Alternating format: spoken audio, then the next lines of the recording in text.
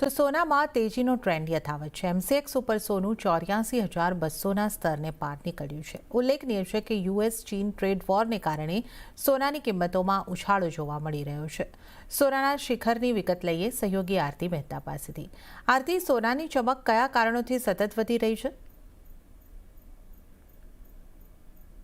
સોનાની ખાસ કરીને વાત કરી લઈએ તો ચમક આપણને દિવસે ને દિવસે અહીંયાથી વધતી જોવા મળતી દેખાઈ રહી છે અને ખાસ કરીને સુવર્ણ શિખર જે છે તે આપણને સોનામાં આવતા દેખાયા છે।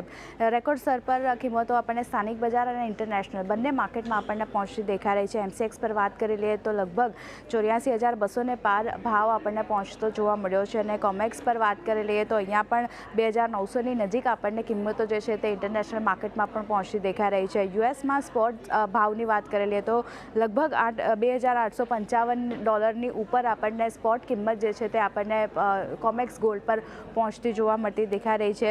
એક સપ્તાહમાં લગભગ 3% અને એક મહિનાની વાત કરીએ તો લગભગ 8%ની તેજી આપણે સોનાની કિંમતોમાં જોઈ છે। તેજીના કારણોની વાત કરી લઈએ તો ઘણા બધા રીઝન જે છે તે અત્યારે આવતા દેખાયા છે, પણ સૌથી મોટું કારણ જે ટ્રેડ વોર ચાલી રહી છે તે એક બનતું દેખાયું છે। યુએસ અને ચીન વચ્ચે જે ટ્રેડ વોર ચાલી રહી છે તેને કારણે કિંમતોમાં સેફ હેવન તરફથી જે સપોર્ટ મળી રહ્યો છે એને કારણે કિંમતો આપણને વધતી જોવા મળતી દેખાઈ રહી છે।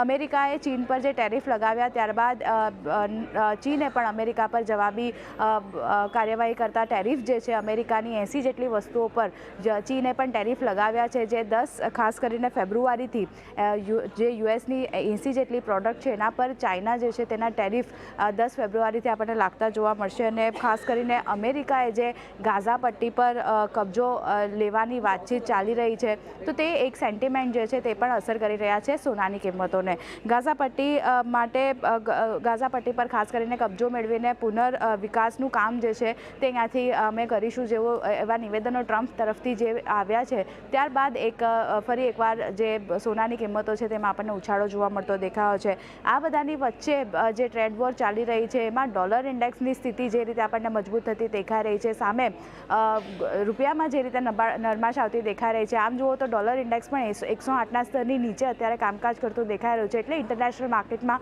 એક નરમાશ જે ડોલરમાં આવતી દેખાઈ રહી છે એનો સપોર્ટ યુએસ ખાસ કરીને ઇન્ટરનેશનલ માર્કેટમાં સોનાને મળી રહ્યો છે અને સ્થાનિક બજારમાં જે રીતે રૂપિયો નબળો પડી રહ્યો છે તો એમસીએક્સ પર સોનાની કિંમતો આપણને વધતી દેખાઈ રહી છે। વાત કરી લઈએ ડિસેમ્બરમાં જે રીતે 3 મહિનાની આપણે વાત કરી લઈએ તો યુએસના જે જોબ ઓપનિંગ અને લેબર ટર્નઓવર સર્વે જે છે એના ડેટા આપણને 3 મહિનાના નીચલા સ્તર પર આવતા દેખાયા છે। તો આ ડેટાના કારણે પણ ખાસ કરીને એક સપોર્ટ જે છે તે ક્યાંય ને ક્યાંક સોનાને મળતો દેખાયો છે।